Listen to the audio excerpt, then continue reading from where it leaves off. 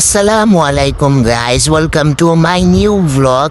প্রায় 100 বছর ধরে থ্রি পিসটা গড়ে পড়েছিল, তো ভাবলাম এটা দিয়ে একটু ড্রেস বানায় ফেলি। তো এটার অন্যটা সাইড করে রেখে আমি জামা আর সেলোয়ারের কাপড়টা একসাথে করে একটা জামা বানাবো এটা দিয়ে। তো আমি আমার বডির মেজারমেন্ট অনুযায়ী কাপড়টা কাটিং করে নিতেছি, তোমরা তোমাদের বডির মেজারমেন্ট অনুযায়ী কাপড়টা কাটিং করে নিবে।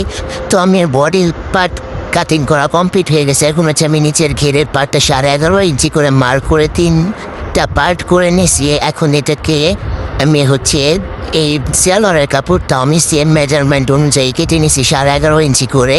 তো আমি এখন স্লিভস কেটে নেব। তো আমি এটাকে পা হাতা বানাইতেছি, তো সেই অনুযায়ী আমি মেজারমেন্ট করে এটাকে কেটে নিতেছি। তোমরা ইউটিউব দেখে কেটে নেবা।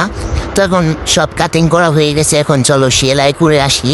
তো আমি যাই পারি, তোমরা যারা দক্ষ কারিগর আছো আমার কাজকে রেখে তোমরা কেউ বাজে মন্তব্য করবা না, কারণ আমি যাই শিখছি ইউটিউব দেখে শিখছি, নিজেরটা নিজে বানায় পড়তে পারি, তাই আলহামদুলিল্লাহ, কারো কাছে আমার যাইতে হয় না।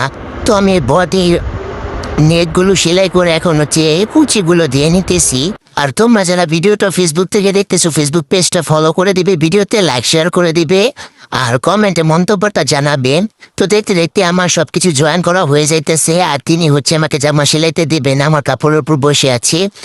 তো দেখতে দেখতে আমার সবকিছু কথা বলতে বলতে সেলানো শেষ হয়ে যাইতেছে। আমি হাতাটা কুচি করে অ্যাটাচ করে নিতেছি, বডিটা সিলিয়ে ফিতাটা লাগিয়ে নিতেছি, এবং সবার শেষে আমি জামার নিচে মুড়িটা সিলিয়ে এখন তোমাদের জামার ফাইনাল লুকটা দেখাবো। কেমন হয়েছে কমেন্টে জানাবো।